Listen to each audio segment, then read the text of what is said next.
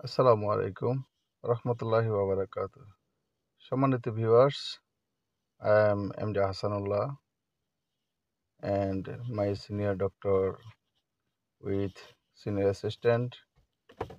আমরা আজকে আমাদের চেম্বারে একটা পেশেন্টের দাঁত প্রতিস্থাপন করব। পেশেন্টের মূল প্রবলেম ছিল ওনার দাঁতটা ভেঙে গেছে দীর্ঘদিন যাবত ওনার দাঁতটা ভেঙে যাওয়ার ফলে উনি একদিকে দিয়ে আপনার তেমন একটা সুন্দর লাগতেছে না। সামনের দাঁতগুলোর কথা, সামনের নিচের দাঁত। আরেকদিকে আপনার বিষয়টা হলো ওনার খাবার ওখানে চিবানোর সময় ওখানে খাবারগুলা মানে উনি মাড়িতে ব্যথা পায়, যে প্রবলেম নিয়ে আসছে। সো আমরা চেষ্টা করব, আমাদের সিনিয়র ডক্টর আমরা সবাই মিলে দাঁতটাকে প্রতিস্থাপন করার জন্য। তো দাঁত প্রতিস্থাপন আসলে আমাদের বাংলাদেশে অ্যাভেলেবল মানুষ করতে চায় না। যারা মূলত সচেতন আসলে তারাই করতে চায়।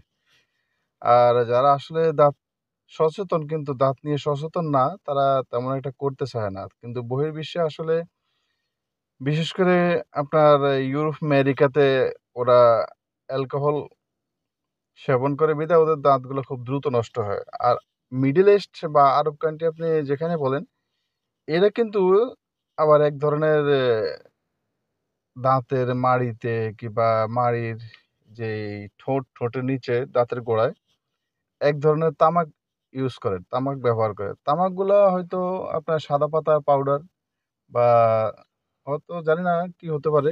কিন্তু এরা আপনার বিশেষ করে প্রাপ্তবয়স্ক সবাই বা ছোট বড় অনেকেই এই তামাকগুলা ব্যবহার করে আপনার ঠোঁটের নিচে, দাঁতের গোড়াতে। তখন দেখা গেছে যে দাঁতগুলো দ্রুত নষ্ট হয়ে যায়। এই দ্রুত নষ্ট হওয়ার আরেকটা কারণ হলো অধিকাংশ লোকই এরা কিন্তু দাঁতে তেমন একটা ব্রাশ করে না, দাঁতে তেমন একটা যত্ন নেয় না। না নেওয়ার কারণে দেখা যায় যে ওদের দাঁতগুলা খুব দ্রুত মা আপনার প্লাক জমে ভেঙে যায়। দেখতে পাচ্ছেন দাঁতটা আমরা প্রতিস্থাপন করার জন্য চেষ্টা করতেছি। ভিতরে যে রুটটা আছে, রুট একদম ক্লিন, পরিষ্কার। আর যেই আপনার দাঁতের দুর্বল অংশ আছে, অংশগুলা আমরা কেটে ফে কেটে ফেলছি।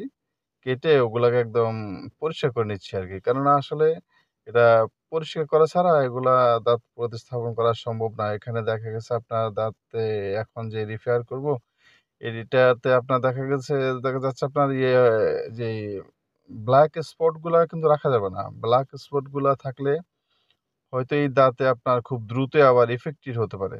এজন্য আমরা ব্লাক স্পট গুলা ১ম এ রিমুভ করে নিচ্ছি। রিমুভ করে আপনার আমরা এখন যেটাকে বলে আমরা এই ইয়ে ইচিং ইচিং জেল ইচিং জেল এটা হলো আসলে দাঁত যখন আমরা লেজার করি, লেজারের পূর্বে এই ইচিং জেলগুলা বা এই জেলটা ইউজ করা হয়। এটা একটা অ্যাসিড জাতীয় দাঁতের জন্য আরকি। যেটা লেজারের পূর্বে এই জিনিস কেমিক্যালটা দিতে হয়।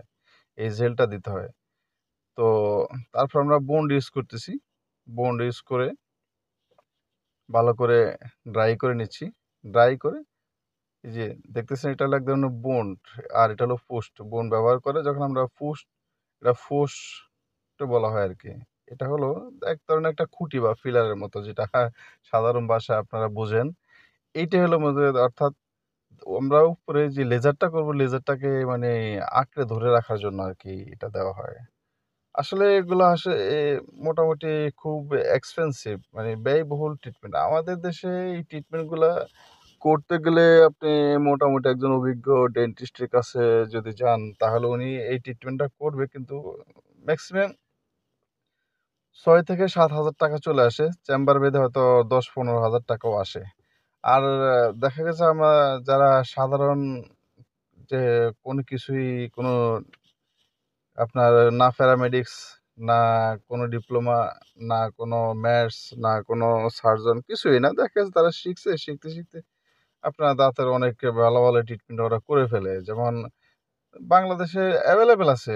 আপনার ডিপ্লোমা ডাক্তার তো বিডিএস তো দূরের কথা, আপনি ডিপ্লোমাও পাবেন না। দেখা গেছে সব বেশিরভাগ ভুয়া।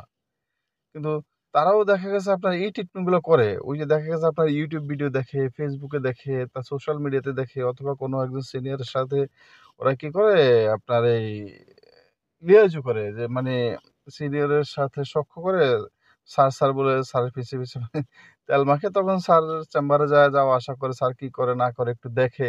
স্যার আমাকে